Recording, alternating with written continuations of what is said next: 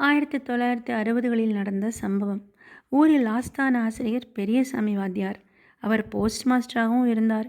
ஊராருக்கு வரும் பெரும்பாலான கடிதங்களை படித்து காட்டுவார், பதில் எழுதுவார். எங்கள் அண்ணன்கள் தொடங்கி கடைக்குட்டியான எனக்கு வரை விஜயதசமி அன்று தாம்பாளத்தில் பரப்பிய நெல் மீது அவன் எழுத வைத்தார். இன்றளவும் எங்கள் மனதின் வலம் வருகிறார் ஹெட்மாஸ்டர் வெங்கட்ராமனும் நாயுடு வாத்தியாரும். பள்ளிக்கூடம் 9 மணிக்கு தொடங்கிடும், 4:30 வரைக்கும் இருக்கும். சனிக்கிழமையில் மட்டும் அரை நேரம்.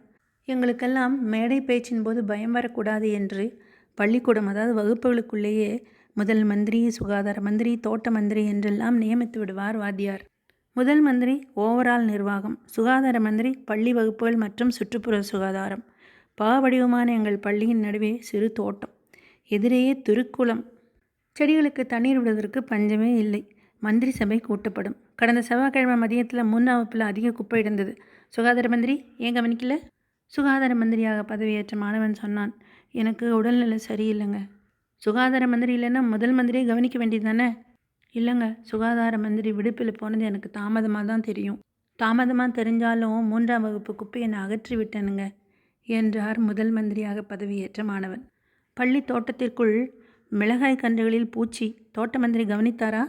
அது மட்டுமா, பாடத் தெரிந்தவர்களையும் ஆடத் தெரிந்தவர்களையும் மேடையேற்றி அவர்களுடைய கலைகளை வளர்த்து அவர்களுடைய திறமைக்கு ஏற்றவாறு பரிசையும் கொடுப்பார் பெரியசாமி வாத்தியார். இந்த விஷயம் 1961ஆம் ஆண்டு செப்டம்பர் 9ஆம் தேதி நடந்தது. இதை இன்னும் நினைவில் வைத்திருக்கிறார்கள் 1960இல் பிறந்தவர்கள்.